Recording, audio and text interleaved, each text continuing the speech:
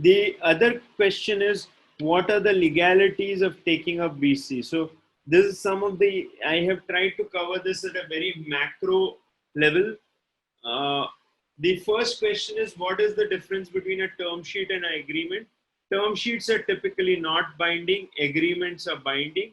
Term sheets are issued by venture capital funds if they tend to like you and like the concept and like this thing. This is typically issued after having 2 to 3 rounds of discussions with you, looking at the business plan and making the decision. Typically, they take your business plan, etc., to their investment committee, and when the investment committee approves, they issue a non-binding term sheet. Post the non-binding term sheet, the VC funds do a due diligence, legal due diligence, and accounting due diligence. And when things are confirmed to be all right, they confirm that term sheet into an agreement which is binding, and then issue the funds to the startup. The second thing is that there are types of shares. Most VC funds prefer non-convertible preference shares, or CCPS, which is optionally convertible preference shares. These shares are different from equity shares. Founders have equity shares. Preference shares have certain benefits over equity shares in form of the fact that if the firm is not working out, the preference shareholders are paid out first, after which the equity shareholders are paid out. Pre-money valuation and post-money valuation typically, and valuations in general, are typically decided by the VC funds in conjunction with the startup entrepreneur. VC funds have conversion rights, so the shares that are issued are optionally convertible or convertible preference shares. These shares typically convert either at a ratio of 1:1 to equity, 2:1 to equity, etc., depending on how the pricing models work. VC funds insist that the option pools are created by the owners prior to the dilution, and the founders fund the option pools post which the dilution is undertaken. Liquidation preference.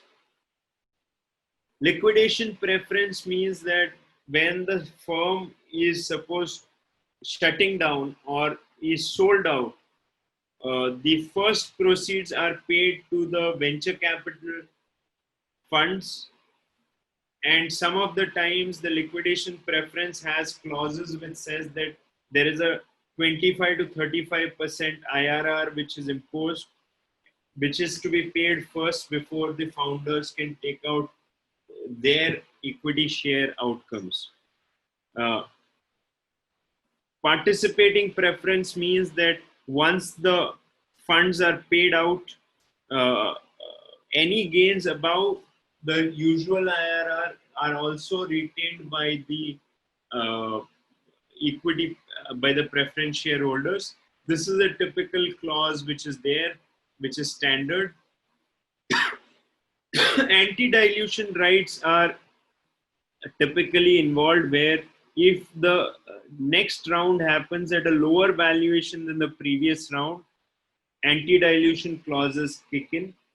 Either there are full ratchet anti-dilution, which means that most of the losses of the dilution are incurred by the founders and the VC funds are fully compensated, or there is equal weighted anti-dilution, where both the VC funds and the founders incur the dilution in equal proportion. The industry standard typically is equal weighted anti-dilution now, which is founder friendly. Rights of first refusal and co-sell. ROFO means that if there is a next round happening, the VC fund that has invested first time has the right to invest before the other person invests. Co-sell rights means if that there are also drag along and tag along rights, which allow for if the shares are being sold by the founders, or if there is a demand to buy out secondary shares.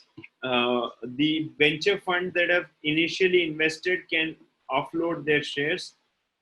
No shop clause is typically a clause which is inserted into a term sheet, which says that during the course, after the term sheet is issued till the due diligence is completed, the startup will not go around to any other VC fund uh, to show their term sheet and try and get another valuation which is better than the current valuation. These are some of the clauses. These are not extensive or not comprehensive, but I've tried to cover a few clauses. What founders should ensure is that they should get a good lawyer, and these lawyers are typically startup lawyers as against traditional law firms. The startup lawyers know what the industry standard law practices are, and